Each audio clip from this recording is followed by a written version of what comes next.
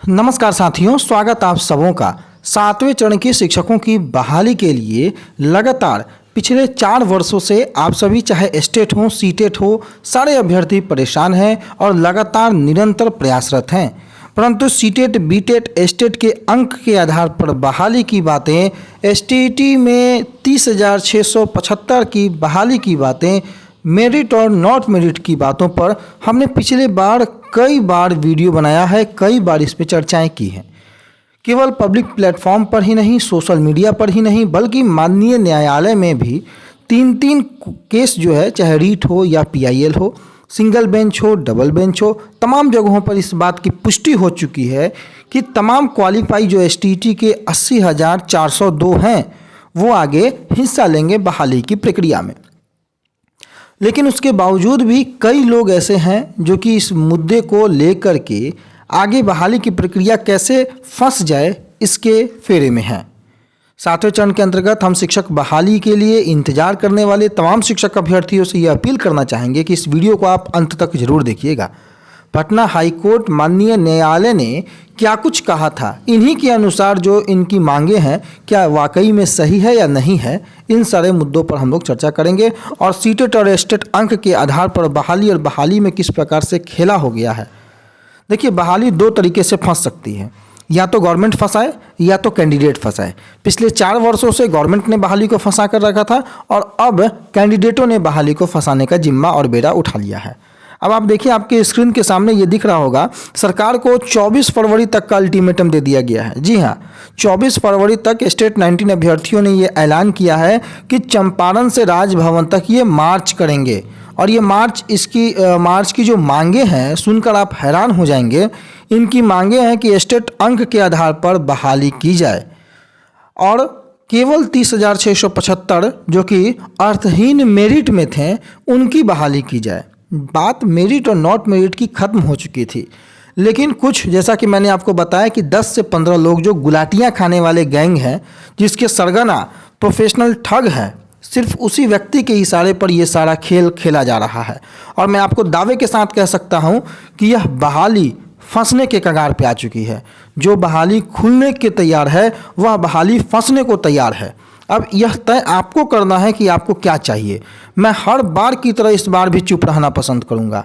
मैं हर बार की तरह बहाली को खुलने का इंतजार करूंगा। मैं मेरिट नॉट मेरिट में नहीं पढ़ना चाहता। मैं स्टेट बीटेट क्वालिफाई कैंडिडेटों के हित की बात करना चाहता हूं। लेकिन कई लोग जो कि चंपारण से राजभवन मार्च की बातें कर रहे हैं, बहाली को लेकर के इनका मार्च है, लेकिन वह स्वार्थ की बहाली है, वह बहाली नहीं है, बल्कि जितने लोग इनमें हैं उन्हें सिर्फ नेता बनना है। और उन सब का सरगना जो कि खुद टीचर बनकर आराम से सैलरी उठा रहा है। और देखिए, दुर्भाग्य कि खुद जो है वो एकेडमिक के आधार पर टीचर बना है और उसी एकेडमिक के आधार पर बने हुए टीचर को यह हक कहाँ से है, यह नैतिक हक कहाँ है कि वह एकेडमिक के अंक का विरोध करे। मैंने फिर भी इस बात का तमाम शिक्षक अभ्यर्थियों के बीच में प्रश्न रखा और अपनी बात को रखा कि भाई, एकेडमिक पर हो बहाली या 60-40 हो या स्टेट हो, जैसे भी आपको करना है आप बहाली होने दीजिए। लेकिन चूंकि इनके मंशा अगर स्पष्ट होते तो ये जरूर इस बात को स्वीकार करते, लेकिन इनकी मंशा स्पष्ट नहीं है। उस प्रोफेशनल ठग ने ये कसम खा रखी है कि चूंकि सैलरी उसको मिल रही है, बहाली नहीं होने देना है, नहीं होने देना है। और उनके साथ ये 10-15 जो गुलाटियाँ खाने वाले गैंग है, जिन्हें कई लोगों को तो आप देखेंगे अगर सोशल मीडिया प्लेटफॉर्म पर, तो आपको यकीन नहीं होगा कि वाकई में ये भविष्य में शिक्षक बन सकते हैं। इस तरीके की उनकी भाषा शैली है, इस तरीके का उनका बॉडी लैंग्वेज है, सही से 2 शब्द बोलने की क्षमता नहीं है। वो विद्यार्थी अगर यह सोचे कि वो शिक्षक बने तो ये बिल्कुल दुर्भाग्य होगा बिहार के लिए। अब पटना हाईकोर्ट में जब माननीय हाईकोर्ट में इन्होंने केस किया था तो आपके स्क्रीन के सामने ये ऑर्डर कॉपी है, आप स्पष्ट रूप से देख लीजिए इस ऑर्डर कॉपी में क्या लिखा गया था। देखिए, 12 मार्च को जब इन्होंने रिजल्ट जारी किया था 24,599 का, तो आप समझिए कि उस समय सारे क्वालिफाई थे, सारे की नौकरी पक्की थी। और ये बड़े अफसोस के साथ इस मुद्दे पर हमको फिर से आना पड़ रहा है, क्योंकि ये लोग गुमराह कर रहे हैं। और अगर बात आप नहीं छोड़िएगा तो फिर छेड़ने के लिए भी तैयार रहिएगा। आगे अगर आप बहाली को फंसाने का कोशिश कर रहे हैं तो हम बहाली को खुलवाने के लिए आपका सामना करने को पूरी तरीके से तैयार हैं, चाहे सोशल मीडिया प्लेटफॉर्म पर हो, चाहे पटना हाई कोर्ट के मैदान पर हो। क्योंकि मुझे पता है कि आप दो धारी तलवार और दो नाव में पैर रखे हैं कि अगर आपके अनुसार हो गया तो आप ये करेंगे और अगर नहीं हुआ तो आप माननीय पटना हाई कोर्ट में जाकर के बहाली को फंसा देंगे। पूरी पुख्ता जानकारी के साथ मैं इस बात को कह रहा हूं कि इन लोगों ने पटना हाई कोर्ट तक जाने का मन बना लिया है। अगर सड़क पर बेतुके आंदोलन से अगर काम नहीं बना, जो कि बनने वाला भी नहीं है क्योंकि यह एक असफल प्रयास है। अब माननीय पटना हाई कोर्ट में जब केस गया था तो देखिए पटना हाई कोर्ट ने क्या कहा था कि ये जो 30,675 है, आपको पता है कि ये अर्थहीन मेरिट है, अर्थहीन नॉट मेरिट है। चूँकि बीएसईबी ने गलती से इस चीज़ को दर्शा दिया और उसी गलती को इन्होंने माननीय पटना हाई कोर्ट ने भी स्वीकारा था कि ये जो मेरिट जोन में जो दिख रहे हैं 30,675, जो इनका कहना है कि केवल यही योग्य हैं, तो माननीय पटना हाई कोर्ट ने ये 80,402 कैंडिडेटों को योग्य माना है, क्वालिफाई माना है स्टेट 19 के एग्जामिनेशन में।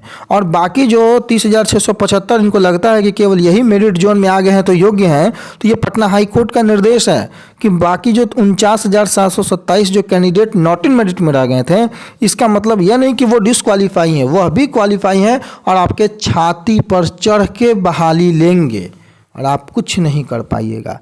चाहे कितना भी प्रयास कर लीजिए, अगर है हिम्मत तो खुले मंच से मैं ये चैलेंज करता हूँ कि आप स्टेट अंक पर बहाली करवा कर दिखा दीजिए। आप फुल 100% स्टेट अंक पर बहाली करवा के दिखा दीजिए। और प्रोफेशनल ठग महोदय से एक रिक्वेस्ट होगा हाथ जोड़ के कि लगभग 2 लाख शिक्षकों का भविष्य को आप अकेले बर्बाद न कीजिए। लगभग 2 लाख शिक्षकों का भविष्य दांव पर लगा के सिर्फ अपनी बहाली के लिए इतना स्वार्थी ना बनिए। कैंडिडेटों को आप क्या मुंह दिखाइएगा? मुंह तो वैसे भी काला है, दाढ़ी तो वैसे भी पक चुकी है, लेकिन आपको लगता है कि आपकी पकी हुई दाढ़ी के पीछे आपका अनुभव है? बिल्कुल नहीं। आपकी दाढ़ी आपके बेतुके और बेहूदे जो कार्रवाइयाँ होती हैं ना कोर्ट में बहाली को फंसाने के लिए, और पिछले कई सालों से आप एक्टिव हैं, लेकिन अब आपका दाल नहीं गल रहा है क्योंकि आपको पता है कि आपका जवाब अब कैंडिडेट देते हैं। और मेरिट के कैंडिडेट से भी मैं ये रिक्वेस्ट करूंगा कि आप भी समझिए, हमारा कोई भी आरोप नहीं है, कोई भी मुद्दा यह नहीं है कि 60-40 में क्यों बहाली हो, एकेडमिक में क्यों बहाली हो। मैं नहीं बनाना चाहता इस मुद्दे पर वीडियो, लेकिन आप तय कीजिए कि 30,675 की अगर ये लोग बात करेंगे तो हम तो 80,402 की बात करेंगे। 30,675 को ये मेरिटोरियस कहेंगे तो हम तो 80,402 को मेरिटोरियस कहेंगे। 30,675 को ये उत्तीर्ण कहेंगे तो हम तो पटना हाई कोर्ट, माननीय सुप्रीम कोर्ट के जजमेंट के साथ पटना हाई कोर्ट के तमाम जजमेंट को दिखाएंगे जहां पर 80,402 को उत्तीर्ण और योग्य माना गया है। अगर इन्हें ये दिवा स्वप्न आता है कि केवल 30,675 की बहाली हो जाएगी तो हमें मजबूरीवश 80,402 की बात करनी पड़ेगी। अगर इन्हें लगता है कि मेरिट के नाम लेकर के चंदा कमाया जा सकता है तो हमें मजबूरीवश 80,402 की बात करनी पड़ेगी, क्योंकि आप जितना भी दबाने का कोशिश कीजिएगा आटे को, आटा उतना ही फैलेगा। और आप याद रखिए, आपके अंदर अगर ये स्वार्थ है कि बहाली सिर्फ आपकी होगी, बाकी की नहीं होगी, तो प्रोफेशनल ठग महोदय 7 जन्म भी ले लीजिएगा तो भी आप 80,402 में से 80,401 को भी, यानी कि किसी एक को भी आप बाहर करने की आपके पास तो क्षमता बिल्कुल नहीं है। और ये चैलेंज है आपके लिए कि अगर आपकी क्षमता है तो आप 30,675 की ही बहाली करवा के दिखा दीजिए।